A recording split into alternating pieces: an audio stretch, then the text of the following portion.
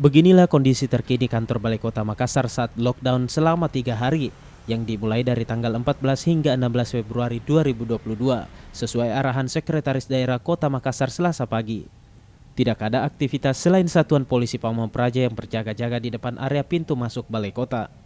Bukan hanya itu, beberapa ruangan yang ada di Balai Kota kosong aktivitas, salah satunya Dinas Penanaman Modal dan Pelayanan Terpadu Satu Pintu atau DPM PTSP. Meja kerja pelayanan hingga ruang tunggu. Terlihat tidak ada satu orang yang berada di ruangan tersebut.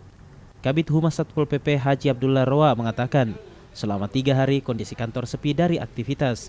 Ia menambahkan hanya saja untuk Satpol PP tetap bertugas seperti biasa. Di perkantoran di Balai Kota ini otomatis tidak ada.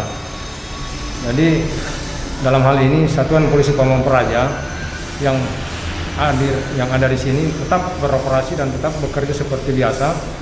Karena di Satpol PP ini kami punya tugas ada tim Satgas Reka, di mana Satgas Reka itu 2 kali turun dalam 1 hari, siang dan malam.